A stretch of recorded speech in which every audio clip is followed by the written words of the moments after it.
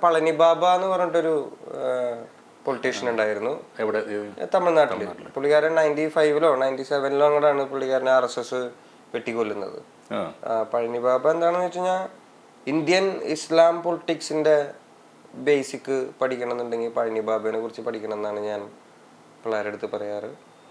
പുള്ളിക്കാരൻ്റെ സ്പീച്ചസ് ഒക്കെ ചില ആൾക്കാർ ഹിറ്റ്ലറിനെ ഒക്കെ ഉപമിച്ചിട്ട് പുള്ളിക്കാരൻ്റെ സ്പീച്ചസ് ഭയങ്കര വയലന്റ് ആണെന്നൊക്കെ പറയാറുണ്ട്. പക്ഷെ കേൾക്കേണ്ട ഒരു ഇതിനാണ് ആഹ്വാനം ചെയ്യുന്നത്, വിപ്ലവത്തിനാണോ?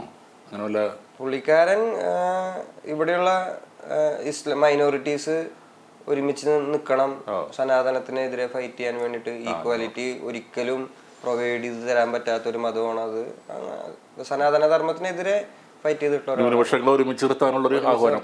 ഒരു ഐഡിയയിൽ മിണ്ടിയിട്ടുള്ള ഒരാളാണ്. കൊല്ലപ്പെട്ടു, ആൾ വെട്ടിക്കൊല്ലുകയാണ് ചെയ്തത്. പാലക്കാട് വെച്ചിട്ടാണെന്ന് തോന്നുന്നു, എനിക്ക് തോന്നുന്നു. പഴനി ബാബ മാഷം ഒന്ന് കേട്ടു നോക്കണം. ഭയങ്കരനായിട്ടുള്ള ഒരാളായിരുന്നു.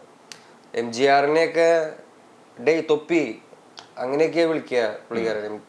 അതായത് MGRും പുള്ളിക്കാരനും തമ്മിലൊരു 24 വയസ്സ് ഗ്യാപ്പ് ഉണ്ടാവും. MGRനേക്കാളും 10-24 വയസ്സ് താഴെയുള്ള ഒരാളെ പുള്ളിക്കാരൻ. പക്ഷെ പഴനി ബാബ പക്ഷെ MGRനെ തൊപ്പി എന്നൊക്കെ വിളിച്ചിരുന്ന പിന്നെ MGR ഒരു 100 കേസ് ഇട്ടുണ്ടാവും ഇയാളുടെ പേരിൽ, ഇവര് തമ്മിൽ തെറ്റിയതിനു ശേഷം. പിന്നെ സോണിയാഗാന്ധിയുടെയൊക്കെ വളരെ ഉറ്റ സുഹൃത്തായിരുന്നു പുള്ളിക്കാരൻ. ഇന്റർനാഷണൽ ഇന്ത്യൻ പൊളിറ്റിക്സിൽ ഭയങ്കര ഹോൾഡുള്ള ഒരു മനുഷ്യനായിരുന്നു. കൊന്നുകളഞ്ഞു. അപ്പോൾ അയാളുടെ പുള്ളിക്കാരന്റെ ഫോട്ടോ ഒക്കെ ഉണ്ടായിരുന്നു. പക്ഷെ അത് മനസ്സിലായില്ല. ഇല്ല, അതൊന്നും മനസ്സിലായില്ല അവർക്ക്. അത് രക്ഷപ്പെട്ടു. ഇല്ലെങ്കിൽ ഞാൻ പ്രഭാകരൻ കുറച്ചുകൂടി ഫേമസ് ആയതുകൊണ്ട് ഇല്ലെങ്കിൽ ഞാൻ ഇസ്ലാം ടെററിസ്റ്റും കൂടി ആയേനെ. ഞാൻ അതിന് തലനാരിക്ക് രക്ഷപ്പെട്ടു വന്ന